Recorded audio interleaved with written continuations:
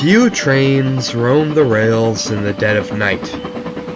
We all know about Henry's fish train, the Flying Kipper, but there are others. It is common to hear the short chuffing of tank engines working hard. These are the sounds of the mail trains.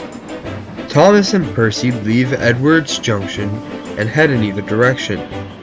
Thomas travels east through the wide hills that make up the rugged interior of the island, while Percy travels west through the sleepy coastal villages and the big towns that the little engines are so familiar with.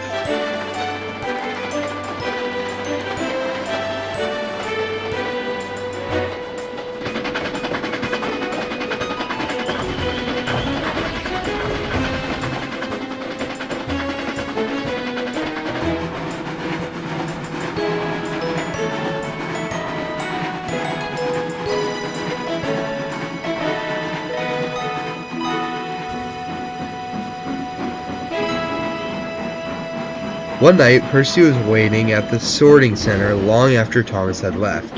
The foreman came out to inform Percy about the delay. "Sorry we had a late lorry. All the mail is loaded now." "Let's go, Percy," said the driver. "We can make up for lost time."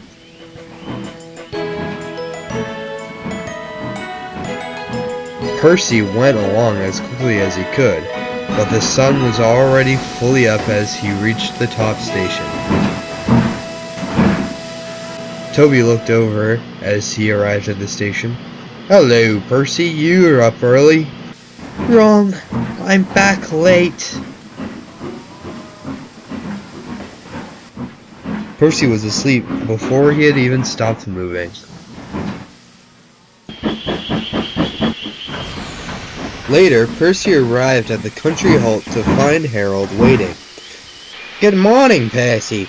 I heard you were so late with the post last night that you should have given all the people their stamps back." "It wasn't my fault," fumed Percy. "There was a late lorry. Better I leave late with all of the mail than leave on time with only half of it." "Excuses, my dear Percy. I always knew the railway was slow. Maybe they'll scrap the mail train and hand the mail over to me." Percy fumed away to the harbor.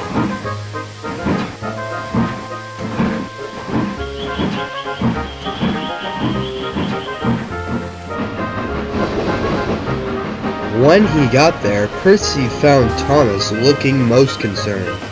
"Thank goodness I've had a chance to speak to you.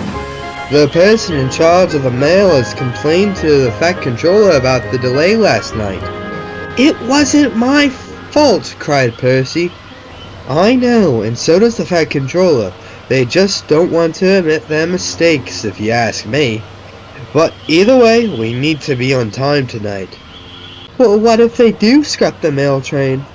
That whirly-bird Harold seems to think so." "Rubbish," huffed Thomas. "They would never." And with that, Thomas snorted away.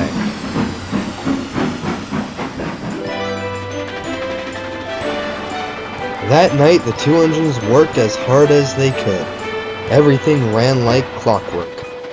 Thomas and Percy made the best time they ever had. When Percy arrived at the big station, he found a man looking cold and upset standing on the platform. He had evidently missed the last train home. "We can give you a ride," suggested Percy's driver. The man was very grateful as he climbed into the cab. The next morning, Percy saw Harold once again at the country halt. He looked forlorn.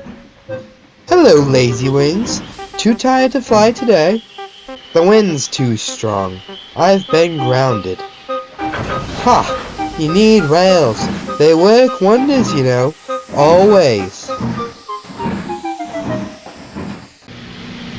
That night, the two engines sat at the sorting center when the man Percy had taken home the night before stepped out to talk to them. He introduced himself as the man in charge of the mail. "I realized I made a mistake blaming you for the delay the other night, Percy. You are a very useful engine. Some people have suggested removing the mail train, but I have rejected this notion outright. The mail train is the pride of the line and will not be going anywhere. Both engines just boomed at this news.